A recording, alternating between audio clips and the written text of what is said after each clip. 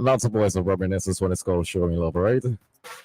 So I hope you guys show plenty love last Tuesday one day. Anyways. It's top of the hour of 3 p.m. You're locked on to the Queen First Sound with FM 99.9. At this time, we have our news at 3.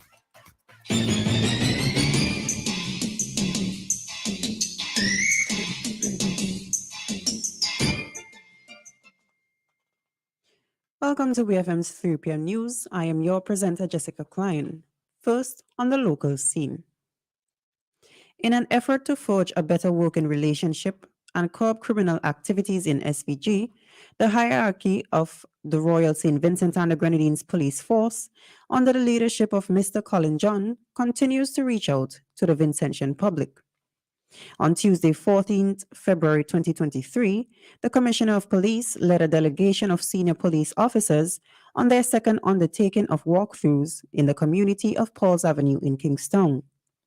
According to an official release, the Commissioner and his delegation interacted with residents and bystanders in the community. The residents outlined a number of security-related concerns, which the Commissioner and his team took the time to address and also to reassure the residents. The residents expressed pleasure and satisfaction with the initiative undertaken by the police force and applauded the Commissioner and his team for taking the time to walk through the community. The Commissioner noted that in order to protect, serve, and give the citizens of SVG a sense of safety and security, the RSVGPF is once again urging all citizens to assist the police in the fight against crime.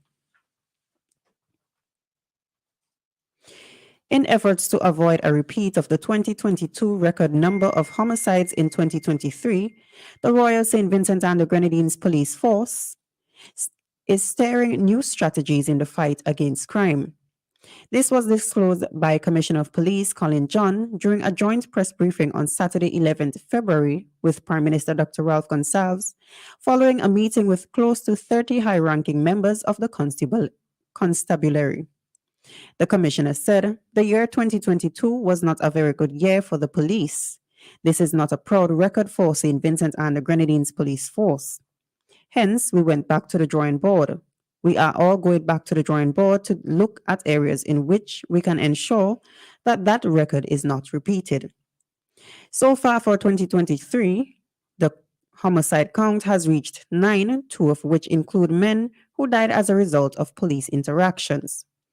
Commissioner John said for this year, the police will be focusing on restoring public confidence and increasing police patrols in hotspots. Still on the local scene, students from St. Vincent and the Grenadines who study in Taiwan will see an expansion in the number of scholarships, according to President Tai Ing-wen. On Tuesday, 14th February, Tai Ing-wen met with Foreign Affairs Minister Kiesel Peters, where she made the announcement. Tai stated in her speech that Taiwan and St. Vincent and the Grenadines are strengthening their connection with every contact. More than 200 students from St. Vincent and the Grenadines have studied in Taiwan since 2004, and Taiwan aims to expand the number of scholarships in order to promote cultural exchange among students. She suggested in the post-COVID-19 period, both nations should likewise focus on rebuilding the economy and empowering women. She also said that Taiwan will give St. Vincent and the Grenadines women with business, development resources, and technical training. In the region, Jamaica's Environment and Planning Agency, NEPA, has ordered an immediate suspension of sand mining in the Rio Grande. According to the Jamaica Observer, CEO of NEPA, Peter Knight, disclosed that the entity, which was given permission to mine the Portland-based river, has been served with an enforcement notice to stop all activities while persons who illegally mine in the river are to be targeted by the security forces. Knight noted that if mining is not done in consideration, it impacts other people who depend on the river for livelihood, including raftsmen and farmers in the Rio Grande Valley. Rafting on the Rio Grande is one of the top tourist attractions in Portland, Jamaica, but it has been under threat from pollution caused by sand mining. Knight told the Observer that recently, NEPA received evidence of the impact of the mining on the river and decided to take action. Still on the regional scene, Minister of Education in Barbados, Kay McConey, has announced that as a mandate, all beverages sold in schools are supposed to be unsweetened with absolutely no sugar or artificial sweeteners when the third term of 2022 to 2023 school year kicks off in April. This arrangement is among several included in the Barbados School Nutrition Policy launched at the Samuel Jackman Prescott Institute SJPI on Wednesday. McConey said the policy also clearly outlines that healthy dishes must be served on Tuesday and Thursday, while vegetables must be served with all meals.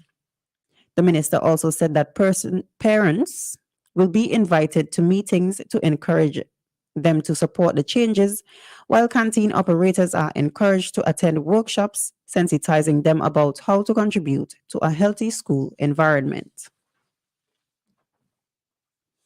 And finally, on the international scene, many retirees in China have taken to the streets a second day in protests against cuts to their medical benefits.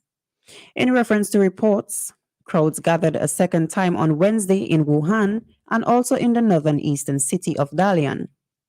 The consecutive rounds of protests put pressure on President Xi Jinping's administration just weeks before the annual National People's Congress, which will usher in new leadership teams. Protests began on February 8th after provincial authorities said they were cutting the level of medical expenses, which retirees can reclaim from the government. Although such health insurance matters are handled at a provincial level, protests have spread to different parts of the country in what appears to be a renewed belief in the power of demonstrating in China. This has been WFM's 3 p.m. news. I have been your presenter, Jessica Klein. Join us again at 5:30 for WFM's evening news, and we thank